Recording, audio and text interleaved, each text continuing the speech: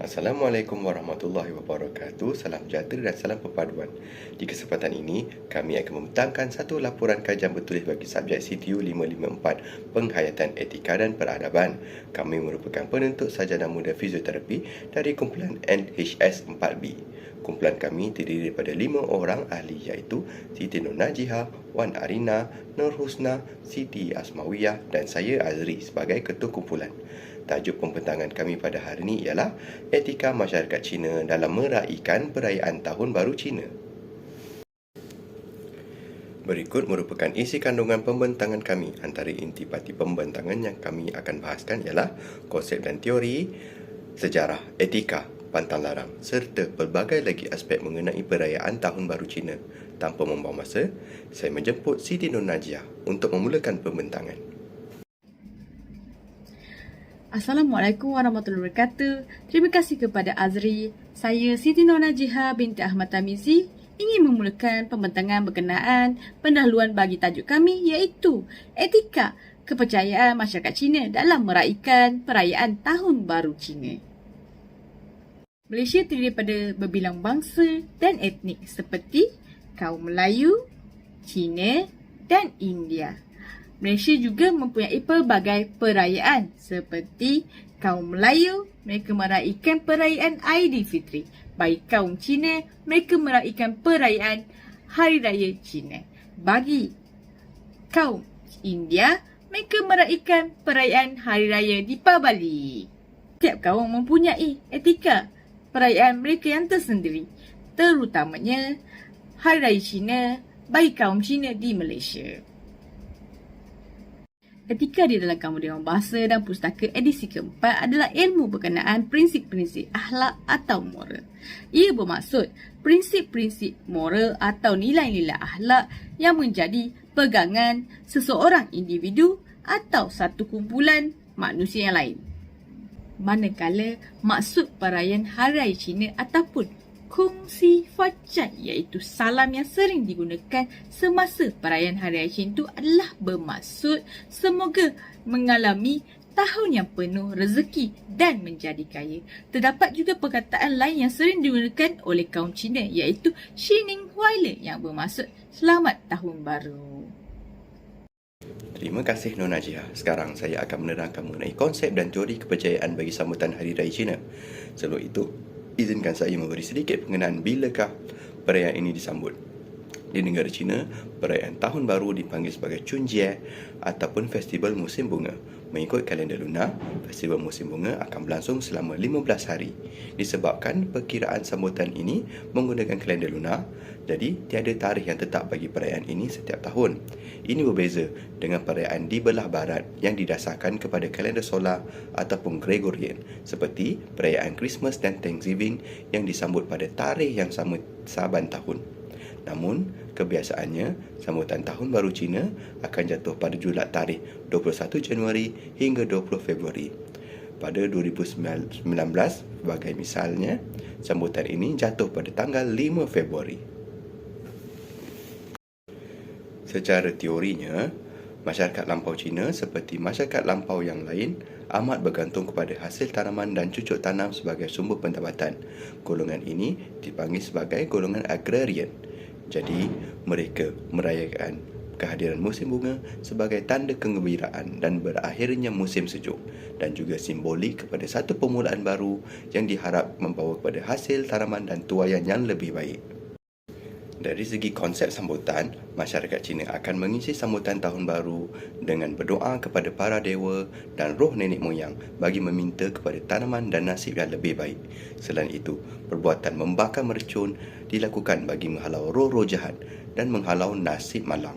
Jadi, masyarakat Cina akan berjaga pada malam ambang sambutan Tahun Baru dan akan membakar mercun.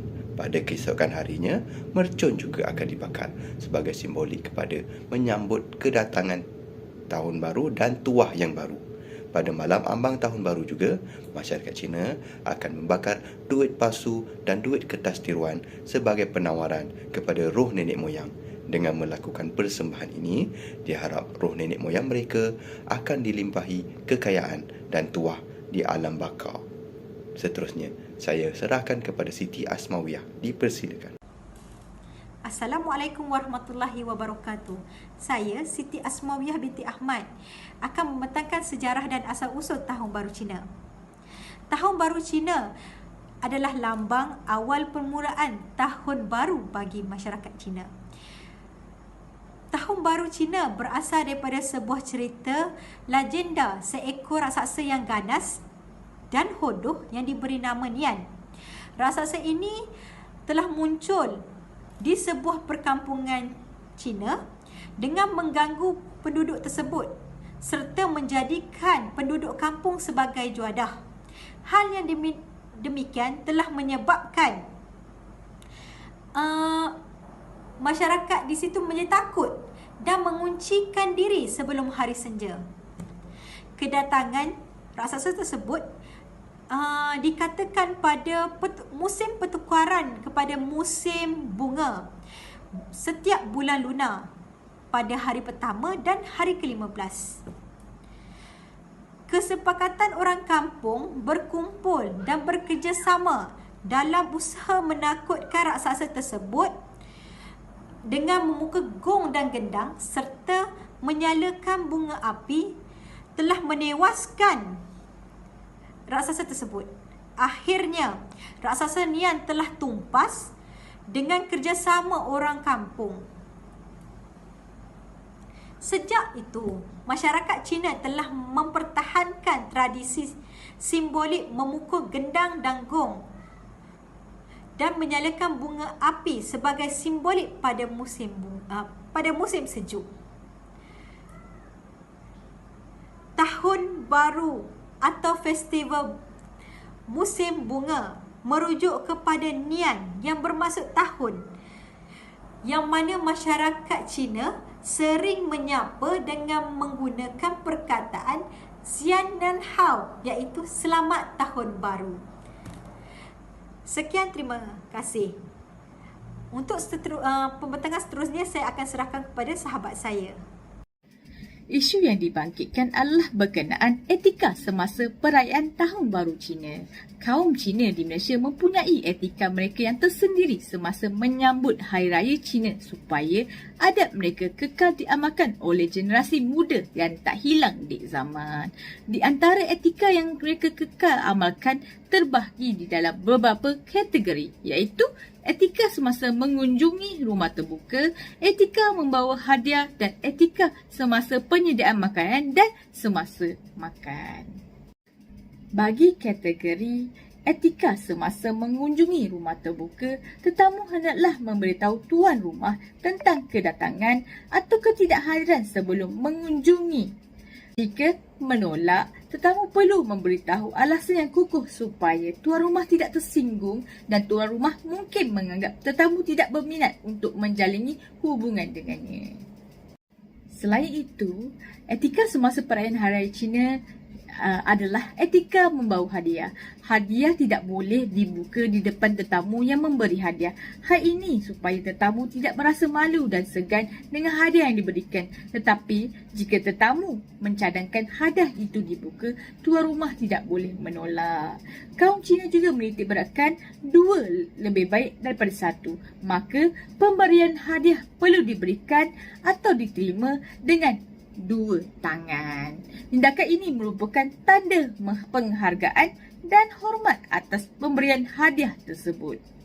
Bagi kategori etika penyediaan makanan ataupun semasa makan, ibu atau isteri khususnya, mereka tidak boleh menyertai selagi mana semua hidangan tidak disajikan. Hal ini tercetus kerana hidangan ini disifatkan sajian dengan gaya kekeluargaan. Justru itu, kebanyakan kaum Cina lebih suka makan di restoran kerana ia disajikan oleh pelayan di restoran dan mereka boleh menikmati makanan bersama-sama. Dalam pada itu, tetamu juga akan segera disediakan teh oleh tuan rumah. Justru itu, tetamu tidak boleh menolak huluran daripada tuan rumah kerana ia dianggap tidak sopan untuk meminta minuman atau meminta minuman alternatif. Terima kasih Non Najihah. Hari Raya Cina adalah hari di mana amalan karut marut yang bertahan selama ribuan tahun masih diamalkan sebagai satu bentuk tradisi dan adat perayaan. Antara sebab terpenting masyarakat Tionghoa merayakan perayaan ini adalah untuk menjemput tuah. terdapat pelbagai pantang larang yang harus diamalkan supaya tuah yang datang tidak dihalau keluar. Pantang larang ini berkaitan dengan aktiviti harian yang dilakukan semasa perayaan Tahun Baru Cina.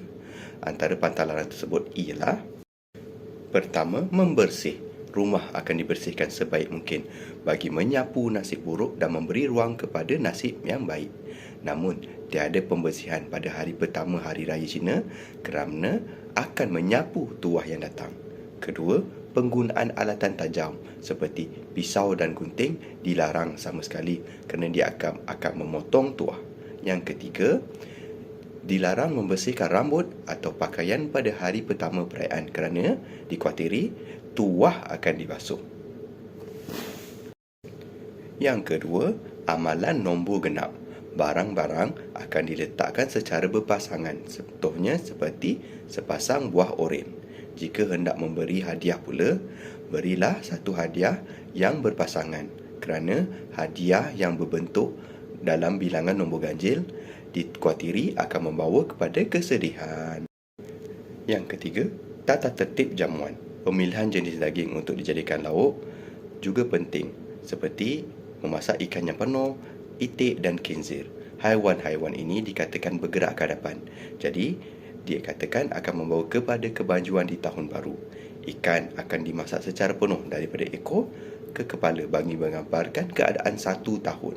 Kepala ikan pula akan dihadapkan kepada golongan tua sebagai tanda hormat.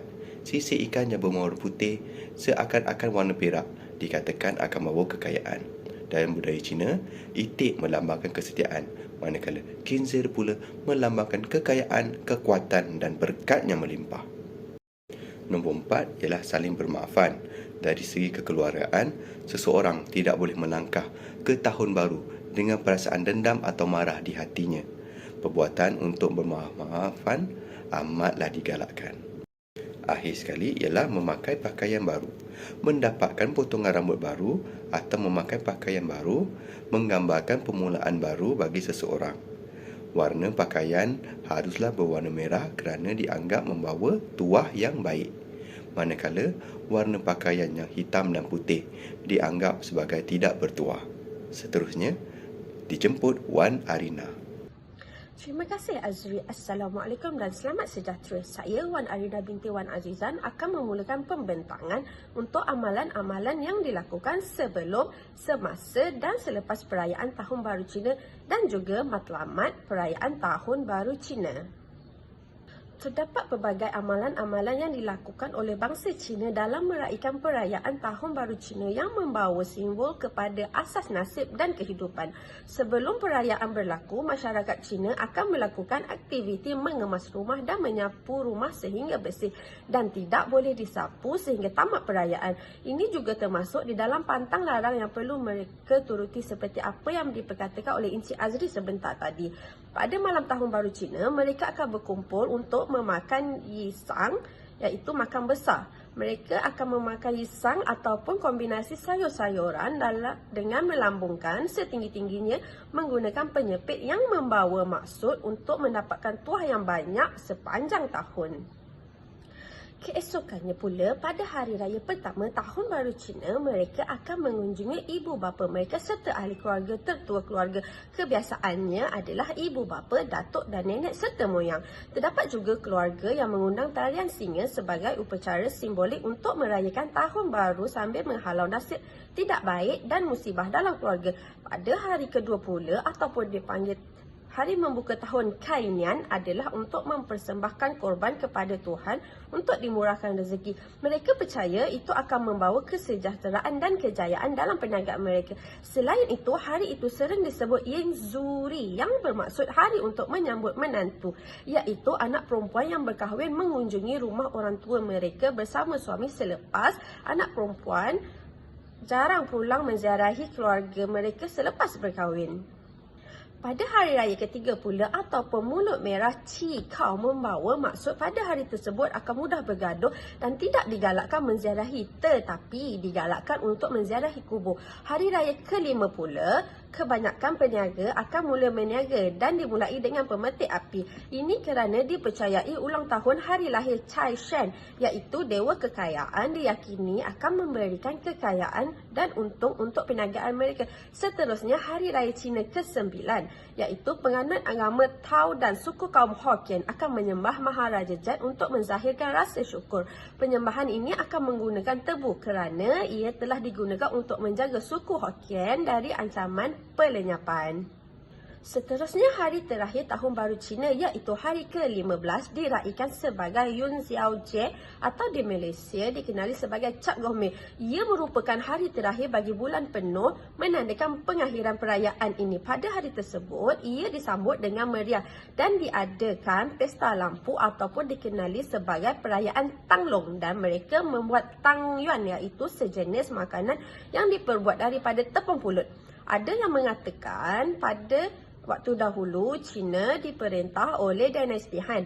Maharaja ketika itu, Maharaja Liu Heng berjaya mematahkan gerakan penderhakaan. Hari itu kebetulan 15 hari bulan pertama Imlek Cina. Untuk merayakan kejayaan tersebut, Liu Heng memerintahkan lampu dipasang di seluruh negara.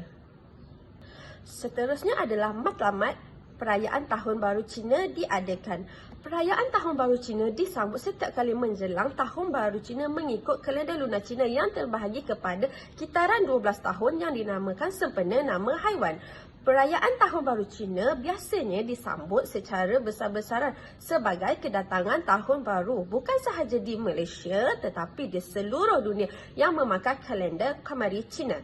Tujuan raya Cina disambut adalah untuk mengeratkan silaturahim di antara keluarga dan sahabat handai untuk terus mendapat tuah dan kekayaan bersama. Aktiviti ziarah dikhususkan pada Hari Raya Cina yang pertama, di mana golongan muda berperanan dalam kunjung-mengunjung dan golongan tua pula bersedia menerima kehadiran dari ahli keluarga mereka sendiri. Ini adalah untuk memupuk semangat sikap hormat kepada orang yang lebih dewasa kerana mereka mempunyai banyak pengalaman dan nasihat untuk diberikan kepada anak muda. Selain itu, perayaan Tahun Baru Cina juga adalah salah satu cara untuk mereka memberi ampau, di mana ia diklasifikasikan sebagai untuk mendapatkan tuah dan memanjangkan kekayaan sehingga penghujung kalender.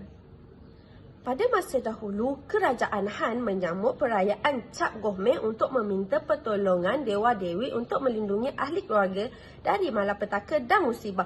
Perayaan Cap Gome juga disambut oleh pemuda-pemudi dengan upacara melempar buah limau ke dalam laut untuk mendapatkan jodoh yang bersesuaian.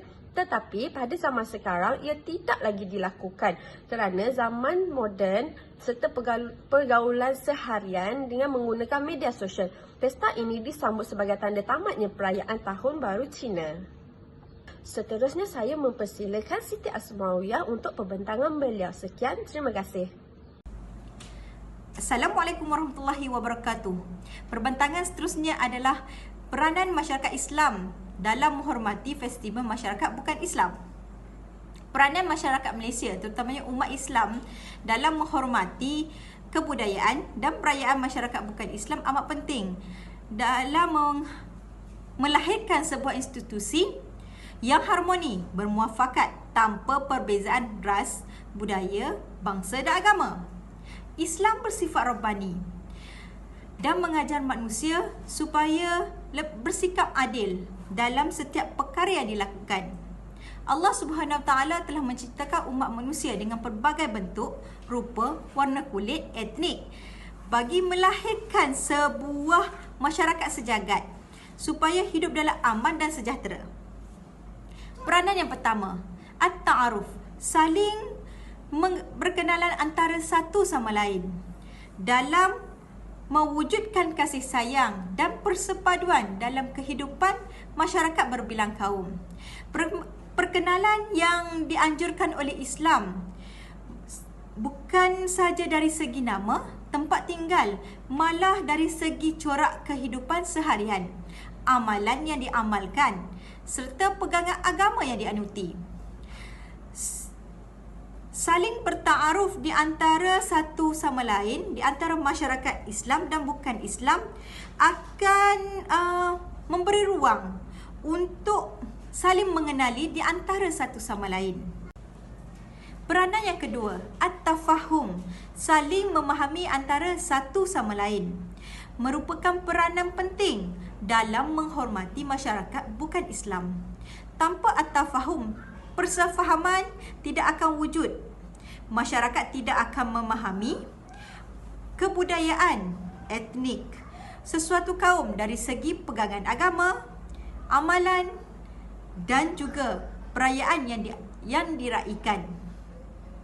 Selain itu juga, tanpa at-tafahum, permusuhan, dendam akan berlaku di antara masyarakat Islam dan bukan Islam.